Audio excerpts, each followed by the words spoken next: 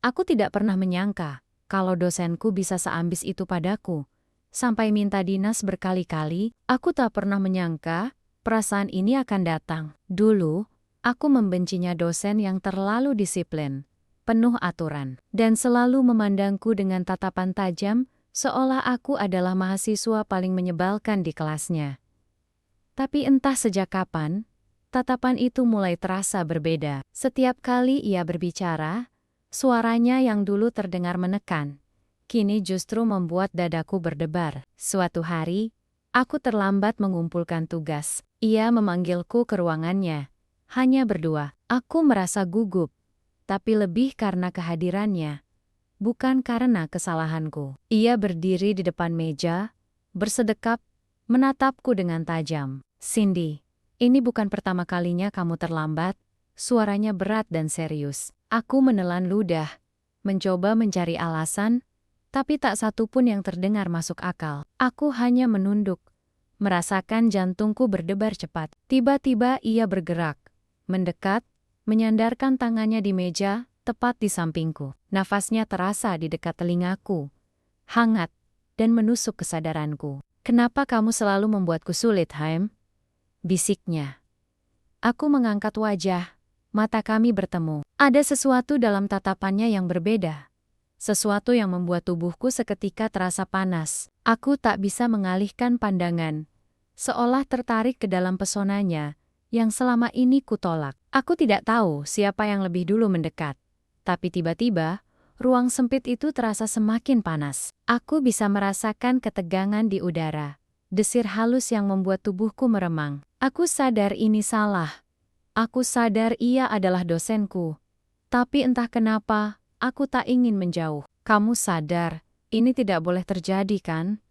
tanyanya lirih. Aku hanya mengangguk pelan, tapi bibirku tak sanggup mengeluarkan kata-kata. Karena nyatanya, aku tidak ingin pergi. Aku ingin tetap di sini, menikmati momen yang seharusnya tak pernah terjadi. Ia menarik napas dalam, seolah sedang berjuang menahan sesuatu dalam dirinya. Tapi aku bisa melihat keraguan di matanya, keinginan yang samar-samar terbaca dalam sorot tajamnya. Jarak di antara kami semakin menipis, dan aku bisa merasakan denyut nadinya yang bergetar di udara. Tangan besarnya terulur, menyentuh wajahku dengan lembut. Aku menutup mata sejenak, merasakan sentuhan yang tak pernah kubayangkan sebelumnya. "Cindy," suaranya nyaris berbisik, penuh ketegangan yang tak terucapkan. Aku membuka mata dan menatapnya, menunggu apa yang akan terjadi selanjutnya.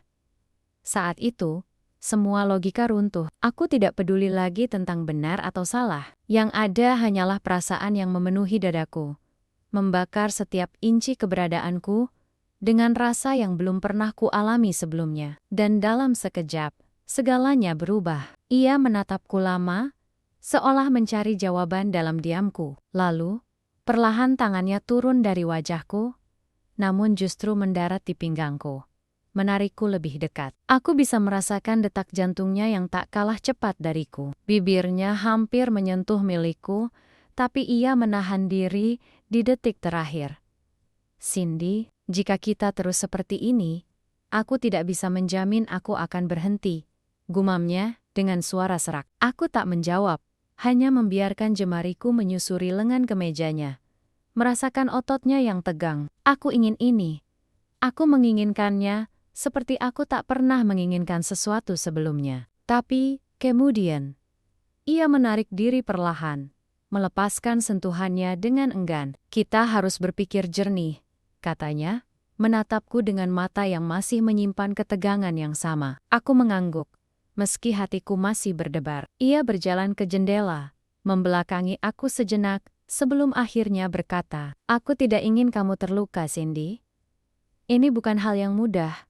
Aku mengerti. Aku sadar bahwa perasaan ini rumit, penuh risiko. Namun, aku juga tahu, satu hal aku tidak bisa membohongi diriku sendiri. Dan mungkin, di suatu titik, ia pun akan menyadari hal yang sama." Beberapa hari setelah percakapan itu, sesuatu yang tak pernah kubayangkan terjadi. Di tengah kampus, saat banyak mahasiswa berkumpul untuk acara tahunan, ia tiba-tiba naik ke panggung. Aku yang berdiri di tengah keramaian hanya bisa menatapnya dengan bingung. Cindy, panggilnya dengan suara lantang, membuat semua orang menoleh ke arahku. Lalu, di depan semua mahasiswa dan dosen, ia berlutut, mengeluarkan sebuah kotak kecil berisi cincin berkilau. Aku tidak peduli dengan aturan, aku tidak peduli dengan risikonya.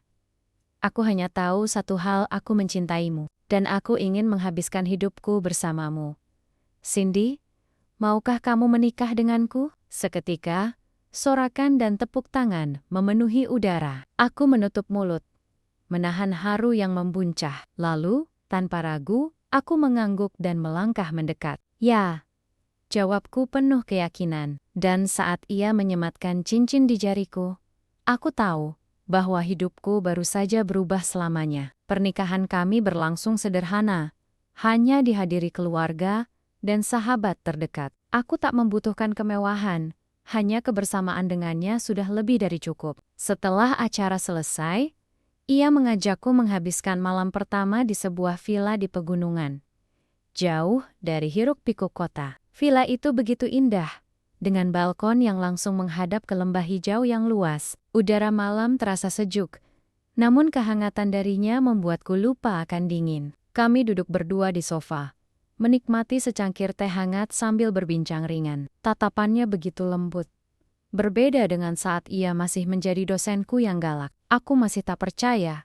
Akhirnya kita menikah, bisikku sambil menatapnya. Ia tersenyum, mengulurkan tangannya untuk menggenggam jemariku.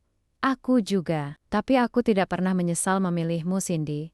Aku mencintaimu. Aku tersenyum, merasakan debaran hangat di dadaku. Saat ia menarikku ke dalam pelukannya, aku tenggelam dalam dekapan hangatnya. Jemarinya menyusuri punggungku dengan lembut, menciptakan sensasi yang membuatku semakin larut dalam kehadirannya. Ia menatapku dalam-dalam sebelum menempelkan dahinya di keningku, memberikan ciuman kecil yang penuh kasih. Aku tahu, malam ini bukan sekadar awal pernikahan kami. Ini adalah awal dari sebuah kehidupan baru, penuh dengan cinta, gairah, dan keintiman yang hanya kami berdua yang tahu seberapa dalam artinya. Kami duduk lama di balkon, menikmati udara malam yang segar. Ia menarikku lebih dekat, membisikkan kata-kata mesra yang membuat pipiku memanas. Malam itu, kami merayakan cinta dengan cara yang hanya kami berdua pahami tanpa kata, hanya perasaan yang berbicara. Malam itu, bulan menggantung sempurna di langit, menemani aku dan suamiku yang tengah menikmati semilir angin di balkon villa. Suasana begitu tenang, hanya ada gemerisik dedaunan dan suara ombak dari kejauhan. Aku bersandar pada pagar balkon, menikmati pemandangan, sementara dia berdiri di belakangku, melingkarkan tangannya di pinggangku. Aku suka suasana seperti ini, bisikku pelan. Dia mendekat, membisikkan sesuatu di telingaku, membuat bulu kudukku meremang. Aku tersenyum, tapi sebelum sempat membalas, dia menarik tanganku, membawaku masuk ke dalam villa. Langkahnya tegas dan penuh hasrat. Aku tertawa kecil saat menyadari kemana dia membawaku dapur. "Kenapa ke sini?" tanyaku dengan napas sedikit memburu. "Karena aku ingin kau melakukan kewajibanmu," jawabnya dengan tatapan tajam yang membuat jantungku berdebar lebih cepat. Tanpa banyak kata, dia mengangkatku ke atas meja dapur. Aku bisa merasakan panas tubuhnya, aroma maskulin yang begitu akrab. Dan di sanalah, di dapur villa yang luas itu, aku memenuhi kewajibanku sebagai seorang istri, dengan cara yang hanya kami berdua yang tahu. Malam di villa itu benar-benar panjang, penuh dengan bisikan, tawa, dan gelora yang hanya bisa dipahami oleh dua insan yang saling mencinta. Jangan lupa like, komen, dan subscribe untuk kisah lainnya ya.